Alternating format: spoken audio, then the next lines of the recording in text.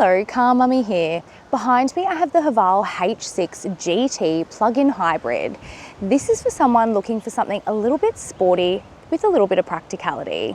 This goes 0 to 100 in 4.9 seconds. It's a plug-in hybrid and it's got approximately 180 kilometers worth of electric range with a combined range of up to 1,000 kilometers.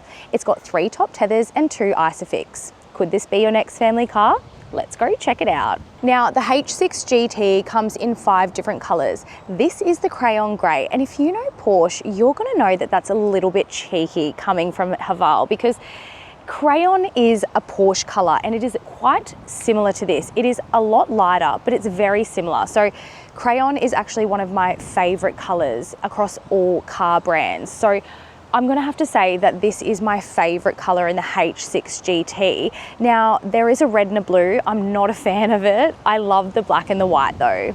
Now, the interior of this car is one of my favorite things about the H6 GT. So you've got your Comfort Tech suede with leather accented seats. You've also got this carbon fiber look foam. Now, you've got your GT stitched into the back here and it looks really good in the red. It really pops. You've got heated and ventilated front row seats.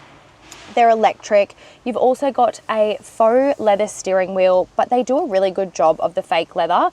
It's synthetic, but it's heated as well. So you've got a 10.25-inch multi-informational display and a 12.3-inch touchscreen. Now, the Apple CarPlay and Android Auto is not wireless, it is wired, which is a little bit annoying in this day and age, but look, for the price of this plug-in hybrid, you shouldn't really complain.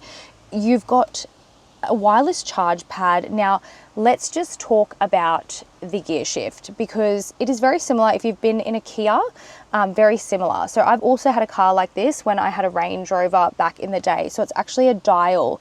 So it's not, you don't move it into place, you simply twist it.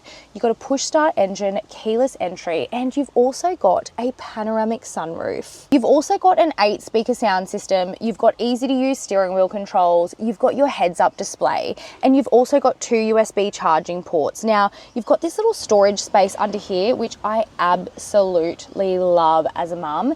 There is room for me to put my bag, but just make sure you don't put anything down there that may roll into the driver's side and block your brake, because that is a hazard when you do have things stored in this section.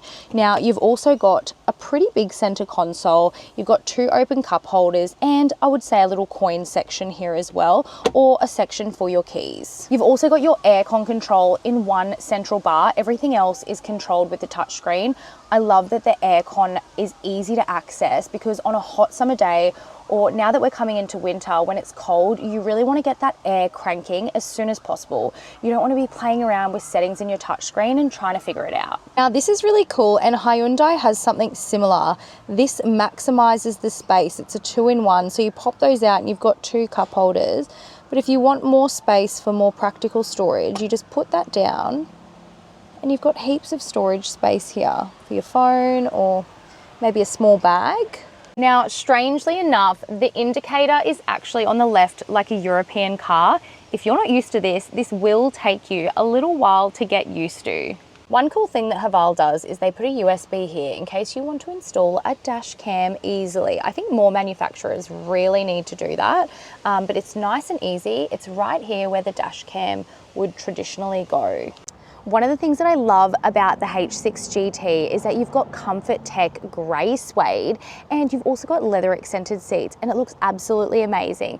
One thing I would change is that I would put the suedes in different areas of the car. You've got the suede in the high traffic areas like the arms of the door and the armrest on the center console. You're going to get it really dirty with people constantly putting their arms there.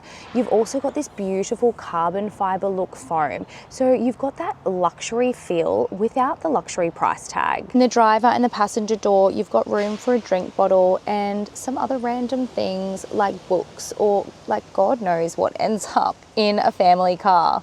Okay, so first of all, when I hop in here, I'm immediately surprised at how spacious it is. It is a little bit deceptive on the outside, but it's quite spacious back here. In terms of car seats, the width, if you have 3 really big bulky car seats, it's probably going to be a no-go. But if you have compact car seats, you would definitely fit 3 back here. Now you've got your 2 Isofix on the outer seats. 3 top tethers along the back, so it does accommodate for 3 car seats. When the middle seat isn't in use, you have a pull down armrest with 2 cup holders. You've also got seat back pockets. You've got USB charging ports, you've got 2 of those. Now, you can't control your aircon from back here, but you do have aircon vents. Your panoramic sunroof comes about halfway back to the passengers, so that's nice.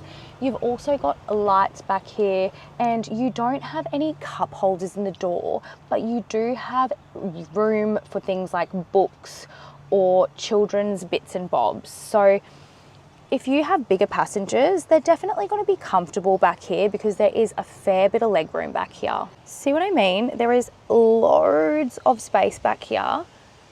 Now that chair's a little bit more forward than this one, but you've got heaps of room back here. So if you've got tall passengers or big kids, they're going to be very comfy back here. In the rear, you actually get your GT embroidery carried out nicely.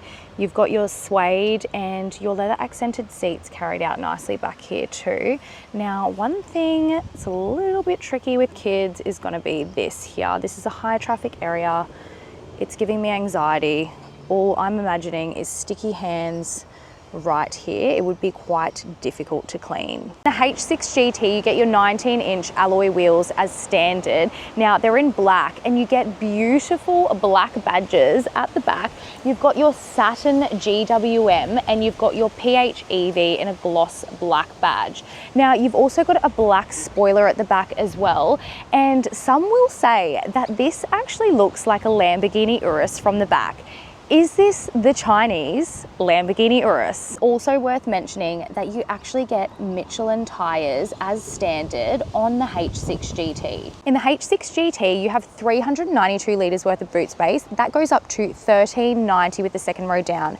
You've got an electric tailgate. You've obviously got your 3 top tethers and you've got a removable privacy shield. So you can also close the boot by double clicking on this too. Now, you've got your fuel cap on the left and the plug-in hybrid is on the right. I'm just going to show you. So this is what it looks like.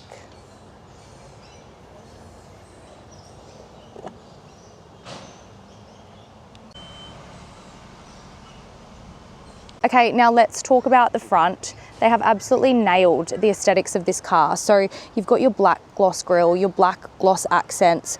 I probably personally, if I bought this car, I would black out the badge at the front because the badges at the back are blacked out. Now you've got your carbon fiber look here, but I think they've absolutely nailed this. I think it looks aesthetically pleasing, it looks sporty, and it actually looks expensive, but without the luxury price tag. One of my favorite parts, we all know, is looking at the key.